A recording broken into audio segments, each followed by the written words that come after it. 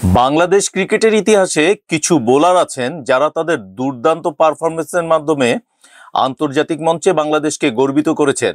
বিশেষ করে টেস্ট ক্রিকেটে যেখানে স্পিনারদের ভূমিকা সবসময় গুরুত্বপূর্ণ, সেখানে বাংলাদেশের কয়েকজন বোলারের কীর্তি সত্যিই প্রশংসনীয়। 2000 সালে ভারতের বিপক্ষে টেস্টে অভিষেক হওয়ার পর থেকে বাংলাদেশের ক্রিকেট অনেক পথ পাড়ি দিয়েছে। তবে কিছু নির্দিষ্ট বোলার তাদের দক্ষতা ও মেধা ও পরিশ্রমের মাধ্যমে বাংলাদেশের ক্রিকেটে নতুন দিগন্ত উন্মোচন করেছেন।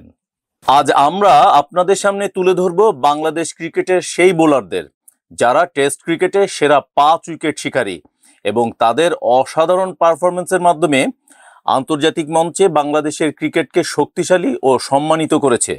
2005 সালে ইংল্যান্ডের বিপক্ষে টেস্টে অভিষেক হওয়া শাহাদাত হোসেন 2015 সালে পাকিস্তানের বিপক্ষে শেষ টেস্ট খেলেন।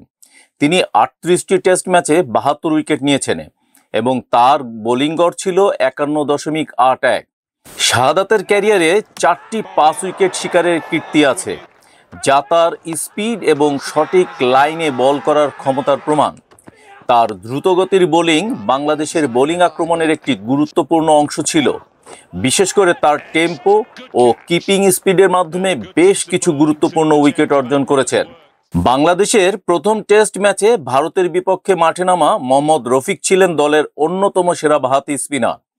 রফিক ছিলেন অত্যন্ত অভিজ্ঞ এবং বোলিংয়ে তার মেধার একটি ভিন্ন মাত্রা ছিল। তিনি 33টি টেস্ট ম্যাচে 100 উইকেট নিয়েছেন এবং 60টি 5 উইকেট শিকারের কীর্তি অর্জন করেছেন।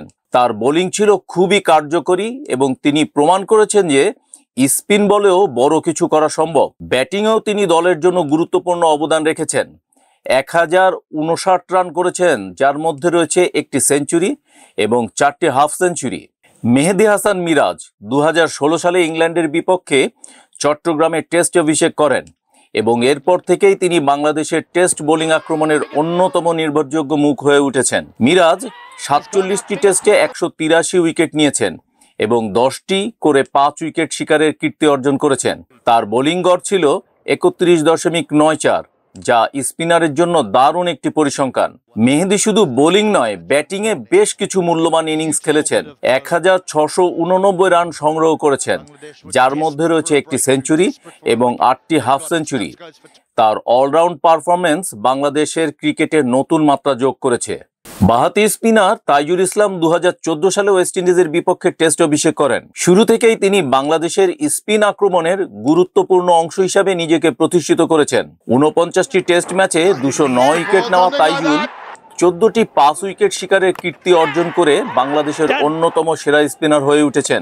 তার বোলিং গড় 33.55, যা তার দক্ষতার প্রমাণ।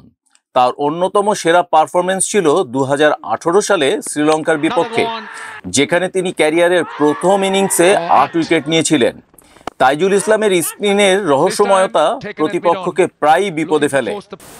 বাংলাদেশের ক্রিকেট ইতিহাসের সর্বসেরা অলরাউন্ডার সাকিব আল হাসান টেস্ট ক্রিকেটে সবচেয়ে বেশি 5 উইকেট নেবার কীর্তি অর্জন করেছেন।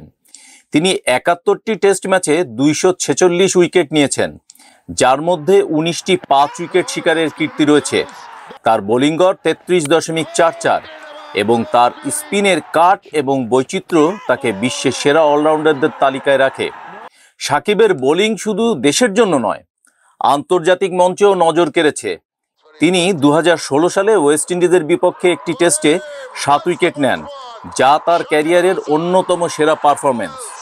সাকিব আল হাসান শুধু বোলিংয়েই নয়, ব্যাটিংয়ের ক্ষেত্রেও অসাধারণ। তিনি 4609 রান করেছেন, যার মধ্যে রয়েছে 5টি সেঞ্চুরি ও 31টি হাফ সেঞ্চুরি।